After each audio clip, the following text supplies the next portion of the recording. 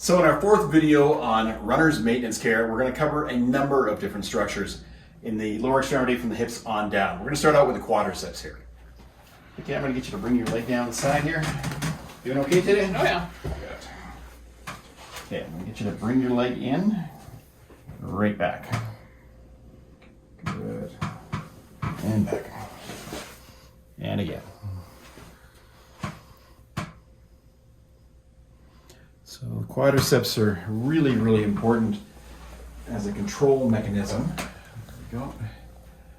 If we start to have restrictions within the quadriceps themselves, then we're going to find it's going to change our gait, create a number of imbalances, and overall, just a lot of fatigue in the runner. And we're getting on the lateral quad here. Doing okay there? Oh yeah. Put our back. Again. And back again. Good.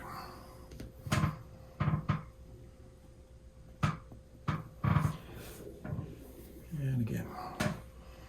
Okay, I'm going to get you to lie on your side towards me, please.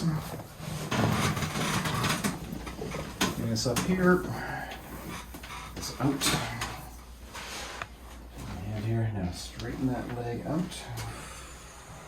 And out. Good. Straighten out again.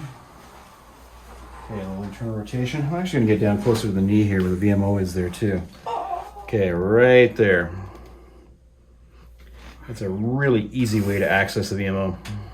You doing okay? Yeah, that's a good spot. And this is critical for proper knee function. Good.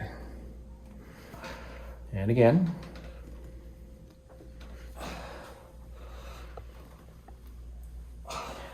And obviously for demonstration purposes, we're only doing one side of the body, but we'd always do both sides when we're doing maintenance care. I'm going to get you to lie on your back, please.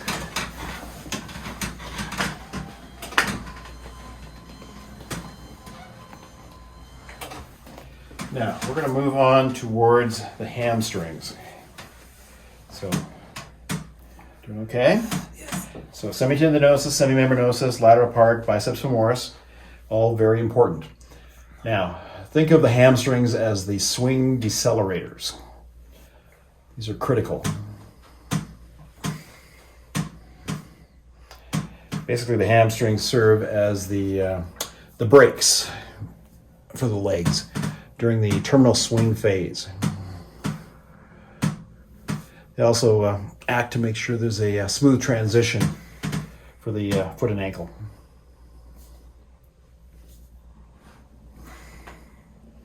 Commonly what we see when we see individuals who have problems with hamstring restrictions, we'll see they have a very forceful foot strike. And obviously that's going to disrupt the fluidity of their motion in running. Doing okay? Yep. Okay, I'm just going to take a little bit in this circle here. Oh. So here's a key concept, is that if we're going to deal with fascial restrictions, and of course fascia infuses all the muscles, ligaments, tendons, every structure in your body. If we're actually going to address this, we're going to have to put a little bit of torsion into what we're doing. You okay? Yep.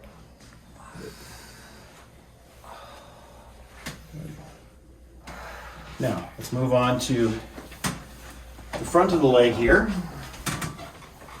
And let's get on to the tibialis anterior. Point your foot down. Good. Now I want you to think of the tibialis anterior as a primary control mechanism. It controls how the foot initially contacts with the ground. You okay there, me? Yes. Good.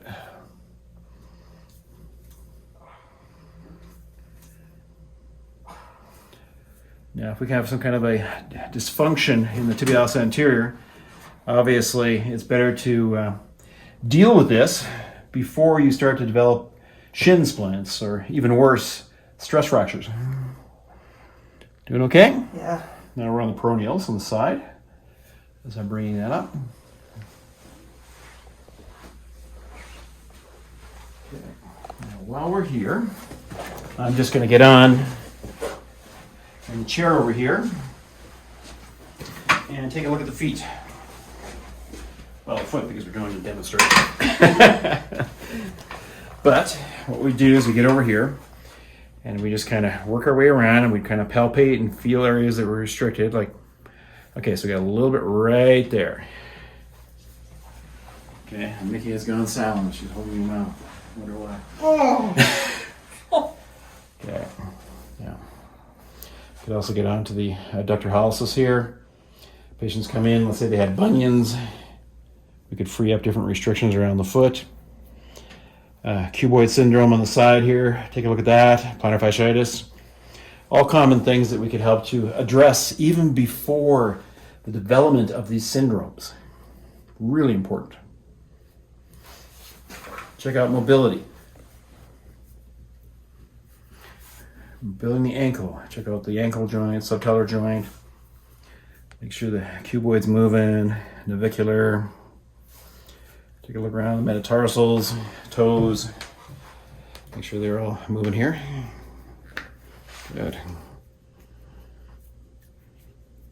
Most people don't realize you can actually work on all these joints and free them up and increase mobility. Down, over, relax the shoulder. There. Thank you. Oh, way better. Same thing applies though. We would actually get on, take a look at the knee joint here, the fibula, the tibia, working through the entire area just to see if there's any kind of a restriction there.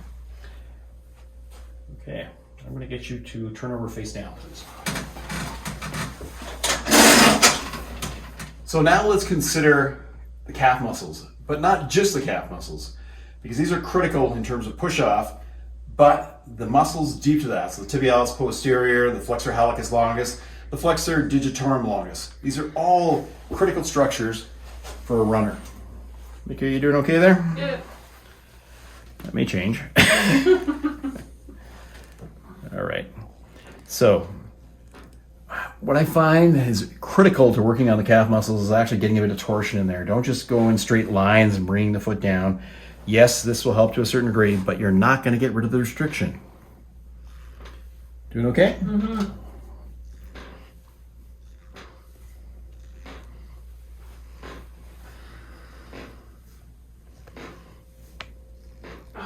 So realize that when it comes to your calf muscles, the gastrocnemius and soleus, they have a starring role in the push-off phase during the late stance phase. So these muscles are really, really important.